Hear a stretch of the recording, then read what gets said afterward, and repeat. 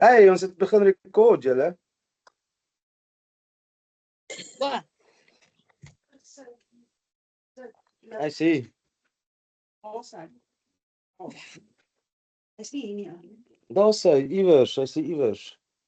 Hy is hy. Okay, Thandi, whenever you're ready. Okay. 25. Okay. Go.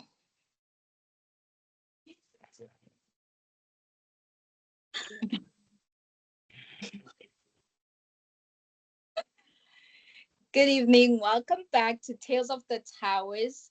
Joining me today is Noemsie and Arno, and this is episode 25. Today, we're keeping it a bit to the side and we're just moving into marketing your wireless internet service provider. How do you market it? What do you do? So, Noemsie, what percentage do you think is ready to buy at that moment? Like they're ready to just take their money and give it to you, just like that? Like internet guys. Are you talking about anything or internet About or what? clients, sorry, about clients, potential Okay. clients. Which What do you ones think, are Nick? ready to buy on the spot? Okay, it's 2 to 3% according to Shen. Sorry, Shet Emozi. Chet. Chin Chet. Omozi.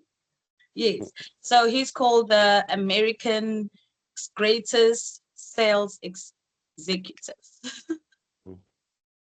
Yeah. So So only 3%. So 98% aren't ready to buy at the moment. 90% of all clients aren't ready to buy at the moment, which is scary how we actually go about trying to sell stuff to people and we just like use a shotgun and try and shoot everybody. And they're not ready to buy yet.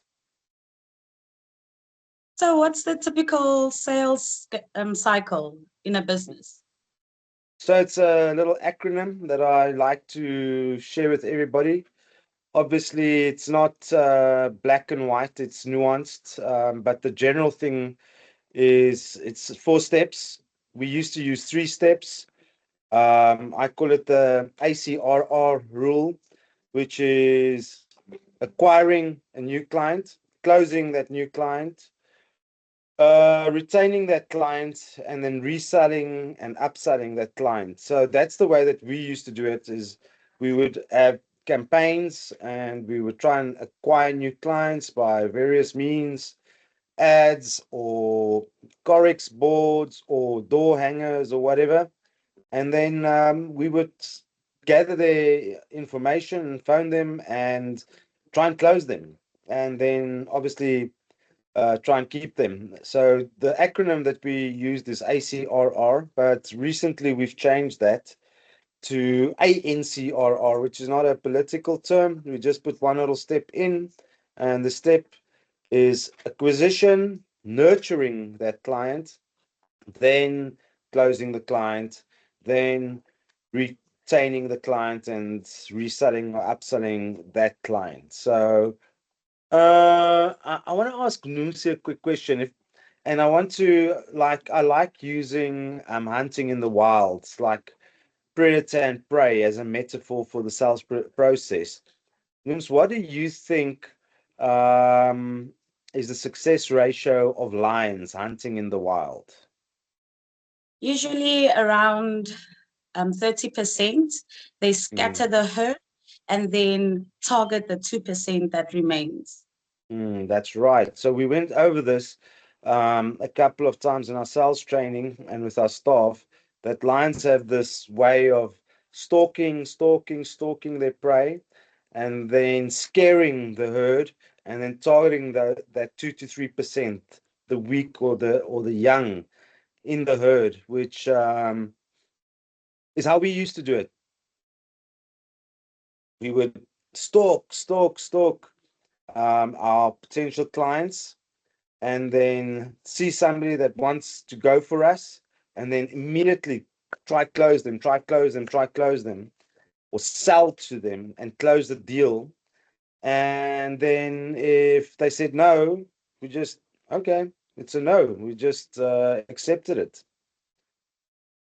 which I don't think was very successful. I don't know. Tans, what do you think? Is there any animal that hunts better than lions?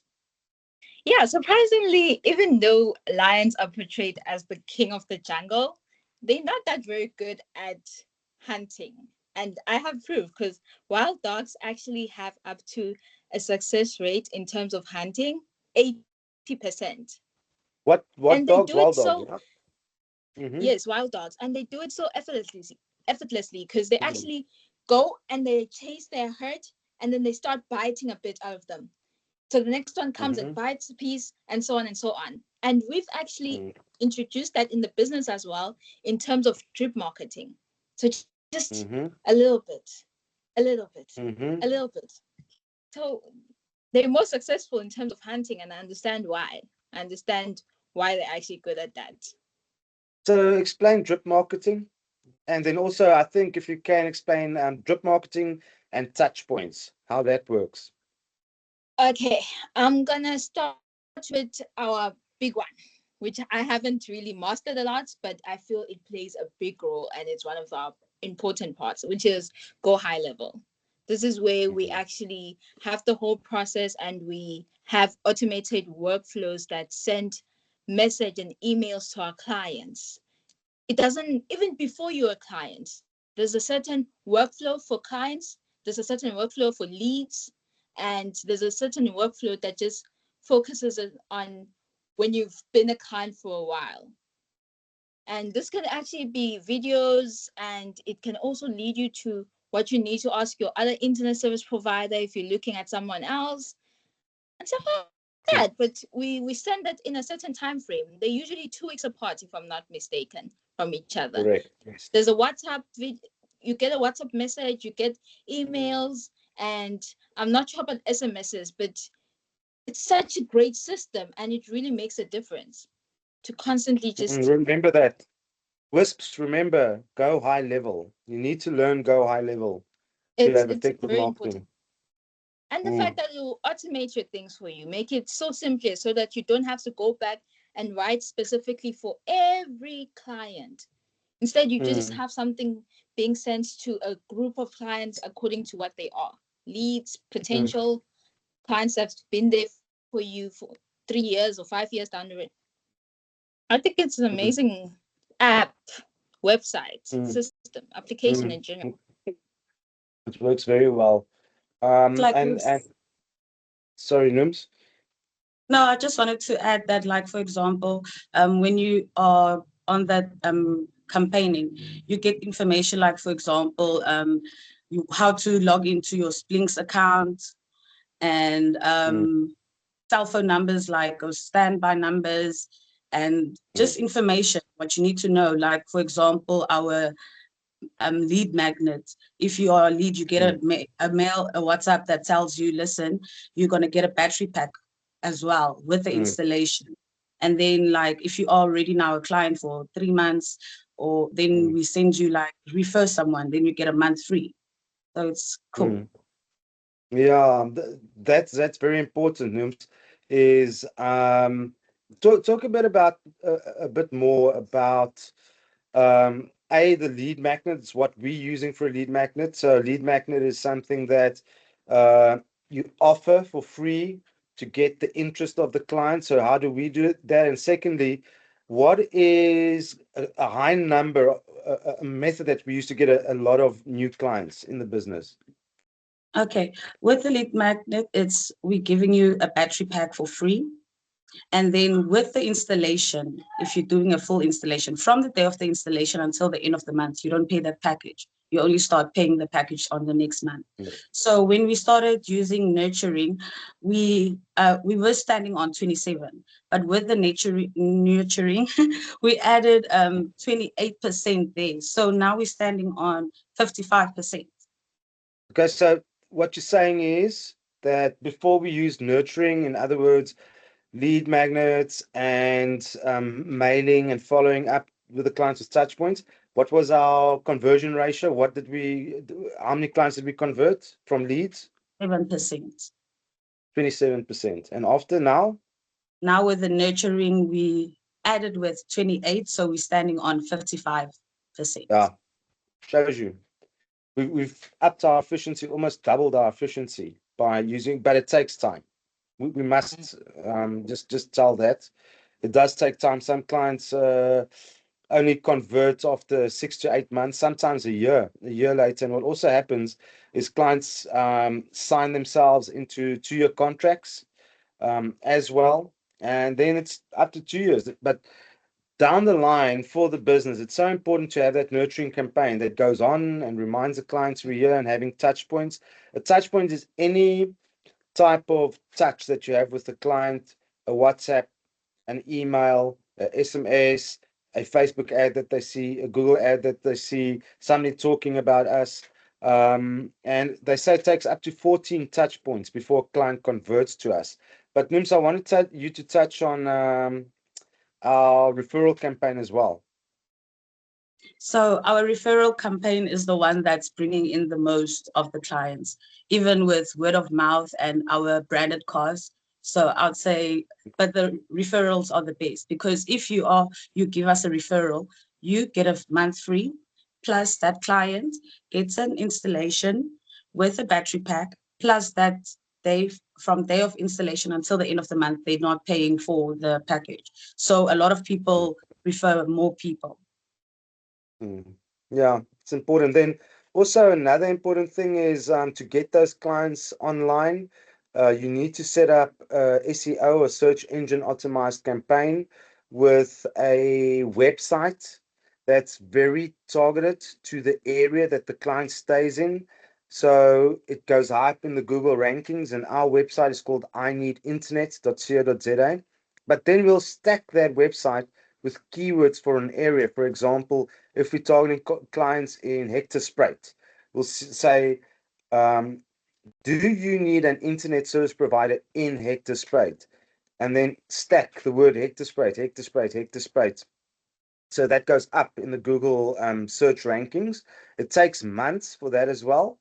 And we use a piece of software called Tag Parrot. It's called Tag Parrot, that'll continuously submit that one website to Google. So it gets higher and higher up in the search rankings.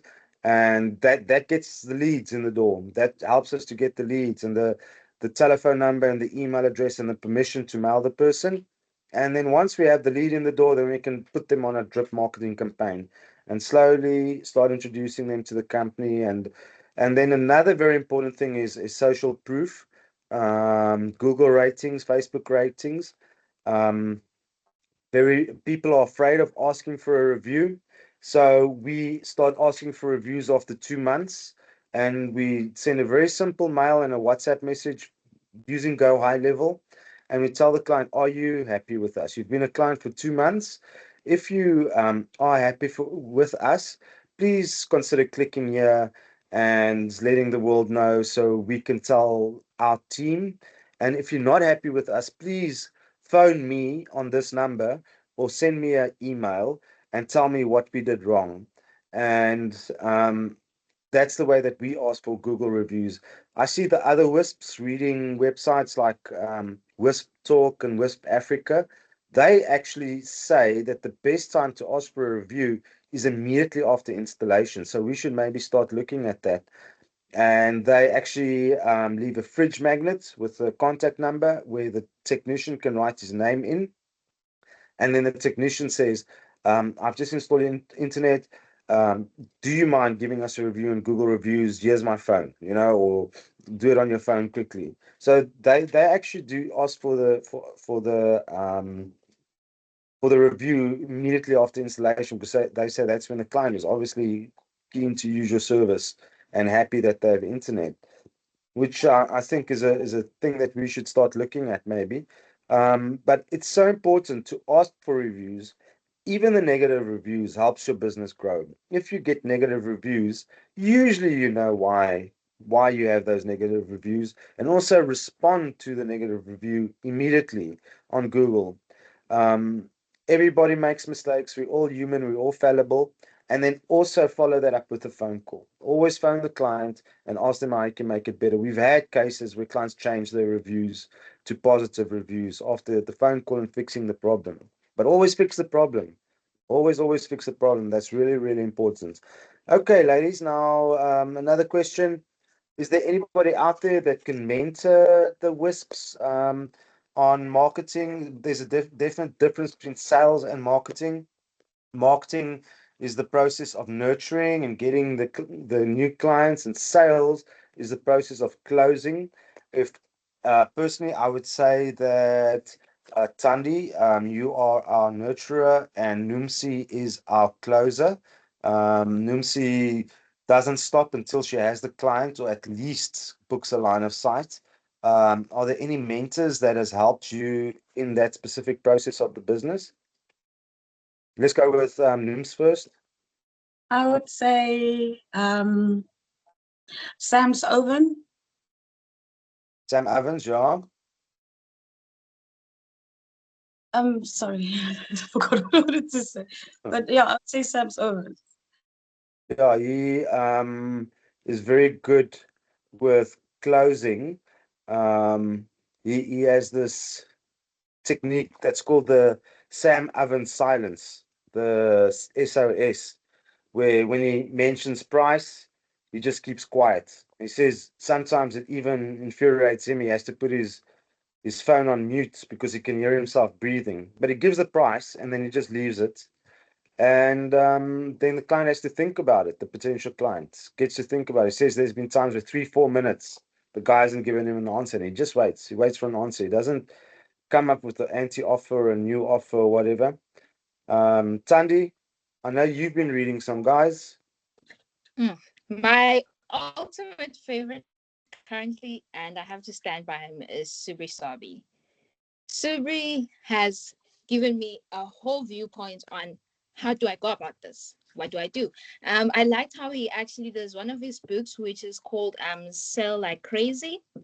And I love how he started the book talking about how he used to watch his mom come back running around different jobs and hardly getting by, but still coming back and supporting them and waking up every day, none regardless, and just going out there and doing it. And Mm, later on, later in the book, he starts introducing this method known as the Godfather offer. And it is such an amazing offer. It is such an amazing piece, honestly. And what he says from that offer, or what he trying to teach us basically, is that your offer has to be so irresistible that a client has to ask themselves, why am I not taking this? Why am I yeah. so stupid I want to take this? And in that offer, you have to make sure that you answer each and every concern that your client has. This Mm, actually brings me back to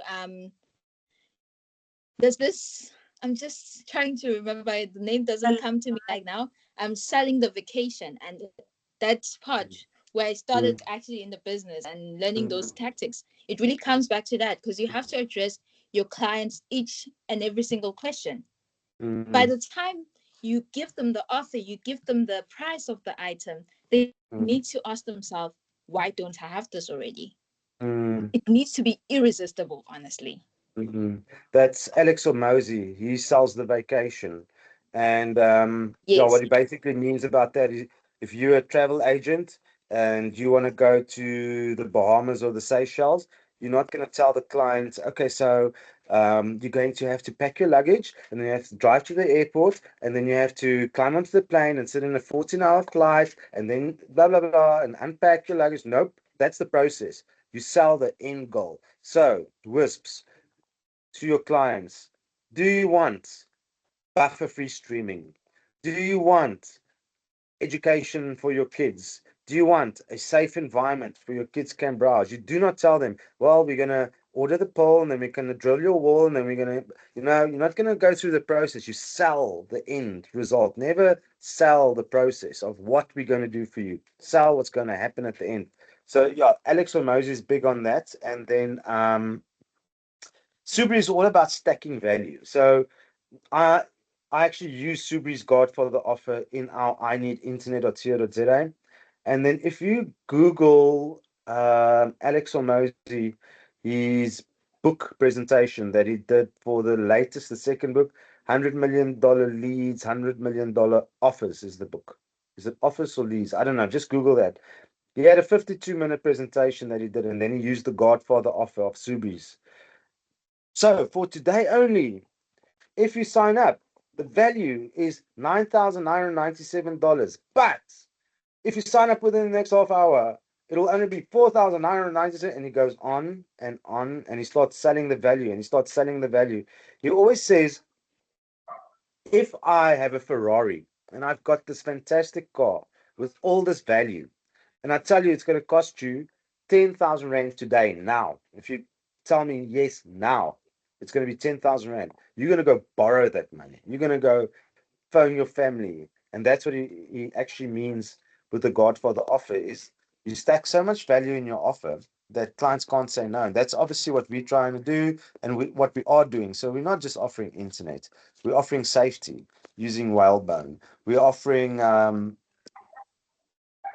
what does Alex call it? He calls it accountability, but it's actually more a support system, Rails, that if something is wrong, phone us up till 10 o'clock at night. We're here for you. You can talk to us.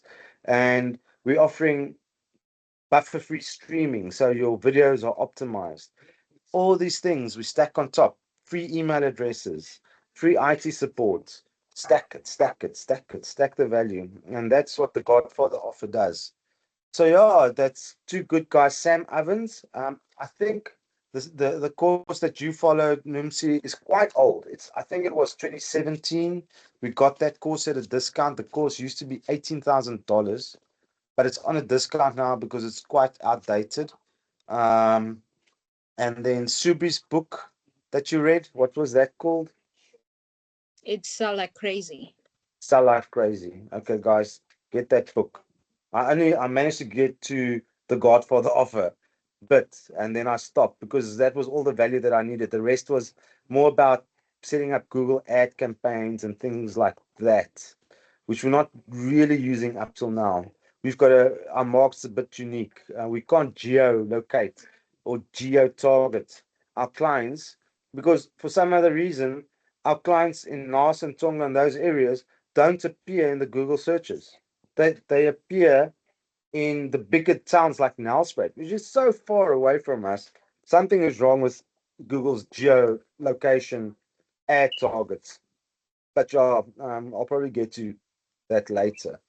Um, so yeah, we've discussed what has changed. We've gone up from 27% to 55% closing ratio since we've implemented our nurturing campaigns.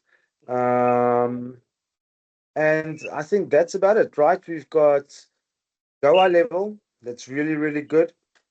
We are using search engine optimization, and there's some very, very good people on fiverr.com that can help you optimize your pages and get everything perfect for the search engines. There's little tiny tricks. For example, the images that you use in the pages, even they should have references to the name of the area that you're targeting.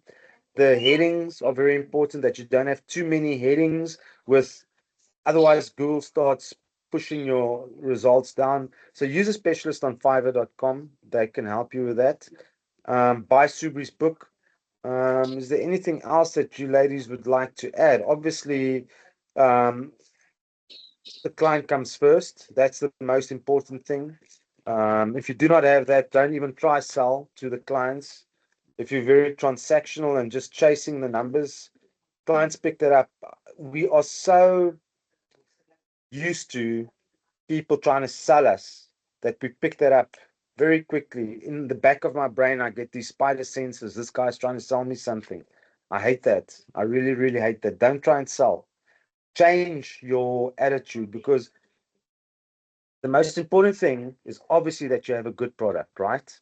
That gives you ladies confidence to sell our product. You use it every day. You see what the clients go through. You get feedback from the client. If your product is crap, stop, don't sell. Because guess what? Word of mouth is going to get out and you're going to start getting negative reviews and people are going to figure out that you're no good. So for example, if you selling a sandwich and you have a very hungry crowd that wants that sandwich and nobody's buying your sandwich, or they're buying it the first month and the second month they don't and the third month they don't, make a better sandwich. Your sandwich is rubbish. The only way that you'll sell that sandwich is if you're the only sandwich maker. And usually you've got competition, like we've got competition. And if our product isn't the best, it doesn't even help us selling it. Just stop right there, work on the product for another year, 2 years, get it perfect, get it right the way that it should be, then start marketing it again and selling it. People are going to be put off if they get this guy's trying to sell me, trying to sell me, trying to sell me. That's not the way to do it. That's what's so nice about the nurturing campaigns. Little bits of info coming through. And in Noemsie, you've taken the nurturing campaigns to a whole new level, actually, as after sales campaigns, where you send clients videos on how banking apps work and how to pay us, for example, and how the apps work, the Splinks apps. Yeah. Um, Send those, and then also some of them don't know how to add like a person as a beneficiary.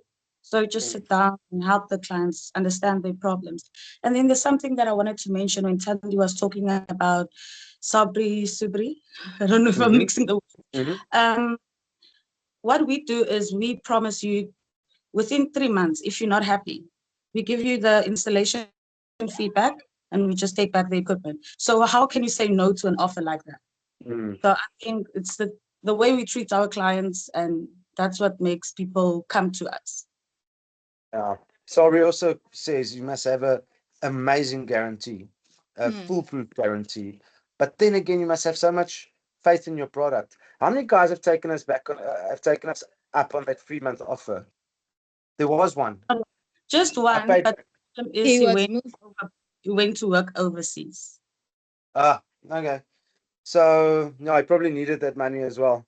So um, nobody's taken us up on that offer, and it's been since we've implemented nurturing 300 odd new clients. Nobody's taken us up on that offer. But again, so important. The product must be good, and you must back that product up. And that's one thing that I've in my businesses in the past. I almost had this very um, numbers-driven sales method. Get 99 no's and one will say yes. Get 99 no's and one will say yes. And do you know how painful that was? Because I had to keep on selling every month just to keep the company level, just to keep the company even. And the next month, that one that said yes cancels. You know, I remember sitting in meetings and thinking back now how aggressive I was in those meetings with clients. If you do not do this, this and this and this is going to happen. I'm warning you. I'm warning you. If you do not take me, this and this will happen to your company and to your business. That's no way to sell. That's no way to sell. Honestly, I actually feel embarrassed thinking back on how I used to sell. I'd knock on doors, get at least one client a day, then go sit in the meeting with the client face to face and be so aggressive and so transactional in the sale. Start high, negotiate down low. Um, Really not a way to make a living because every month you had to start from scratch. Um, so never do that. Always What just what Niku always says is listen to the person. What do they want? Don't Mm, just tell them this is what I want to give you. Listen to the person. What is their needs? What do they want to use the Wi-Fi for? So that when you answer him, you already know what to tell him, what to give him. Like mm, for example, now we started doing lay-by. You get people that don't have enough money, but they need the Wi-Fi. So now they can pay it slowly until they finish up. And we have mm, good news about Payflex now, which you can pay mm. up for 3 months, where before it was 6 weeks, I think. 6 weeks, yeah. Yeah. No, it's called peeling the onion, and there's a reason why people have two ears and one mouth, and that's to listen. Listen, listen, listen, and do not chip in. And literally, the best salespeople are good listeners, responding. Yes, you can see I'm not a good salesman. Let me see. The other day, a client came in, and it frustrates me so that they're going for the competition because it feels like they're making a huge mistake. And how can I how can I stop them from making that mistake? So I rather just stand back and let you ladies take over. Sorry for chipping in. I became a bit Even aggressive with there. So sorry he about that. just wanted to weigh off the prices, and he didn't want to line of sight because he already knew about the fiber. When he got there, he didn't ask us Mm, if we know the other company. He just asked us if we do fiber. And then we said no, mm, and tried to explain to him what do we do, wireless. And then he said, but mm, is this fiber around there? I'll come back to it. And then he just leave it. mm. And what would have been the right thing is to get him onto our drip marketing campaign. We should have just got an email address. That's it. If we had an email address, You scared him oh, away. sorry about that. I will not interfere again. I will not. I take this so personally. That's why I'm not good at sales anymore. I become too passionate. I'm sorry about that. Next time I'll leave it up to you. I'm sorry. I'm also very patient. A good salesperson is not impatient. A good salesperson is a listener. It just frustrates me that the client's going to make a mistake by No, going for somebody else. It en dan frustrates me. sê hulle, 'n donkie stamp sy kop een keer. So let them Mhm. go ahead, then they'll come back. But the problem is, he's signed himself into a 2-year deal now. So it's going to take him 2 years before he can get out. And the weird thing is, we've had many clients buy themselves out of those 2-year deals Yeah. to come to us. They have. But that's a lot of money. One client paid more than 30,000 Rand to get out of that deal so that they could join us again. And there's that allure, the low hanging fruit. And the other ISPs are naughty because what they do is they sign you up. The first 6 months, you get this speed. And then after that, they halve it. And then it's the same as us. It's the same speed as us, the same price as us. That's not a good sales method, I feel. That's not right to do it that way, to get the client in, then locked in. It's like, yeah, it's unfair. You don't do that. You don't get the client and promise all the speed, and then the fine print of the contract says in 6 months it's going to halve. Don't like that. But anyway, is there anything else that you ladies want to add? I think we've covered most bases. Anything on the sales process, things that you think we could do better, things that we should try implement? Attack schools, put core Mm, exports to schools, yeah. even the children, because most of the children don't know what internet is and what it does. Like ChatGPT, what it brings to your life. We didn't have ChatGPT. I wish I had ChatGPT. Mm, I think yeah, do you it's know like what? Yeah. You're right. Tabu, my boy, is asking ChatGPT to summarize his summaries. So he writes the summaries, and sometimes he can't read his own handwriting. He takes a photo, gives it to ChatGPT, and then in Afrikaans he says, "Please summarize this in something that makes sense to me." And then ChatGPT just rewrites it nicely, his summaries for him in better wording because he writes like a crab. You can't see what he writes. And then he's got on his phone, he WhatsApps himself that. Then he's got this little nice, concise summary that he can go through. So that's a very good option, Nims. That's why Microsoft gave Office away for free to the schools, so and universities. So when they start working, they want Microsoft. Pastel did the same thing. They gave their software away for free to accountants that are studying and auditors that are studying. And now, when you start in the workplace, that's the software that you want. So I think it's a good option. Mm. Guess Good how did option. I know the question you asked me? How much is 1 mile? 7. Sorry, I just want to see that message again. You asked me to change kilometers to no, a mile to kilometers. I don't Mm-hmm. remember. Yeah. And then ChatGPT answered me. The Mm. question was convert 7.11 miles to kilometers. So I Nice. did it sneaky, didn't know how to do the calculations.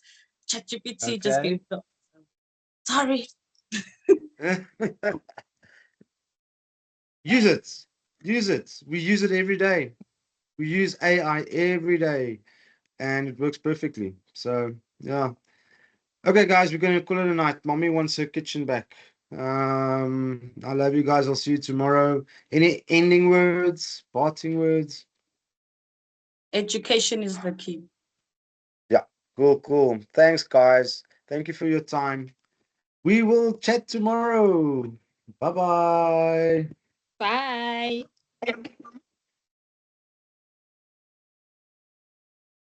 What's this stupid thing?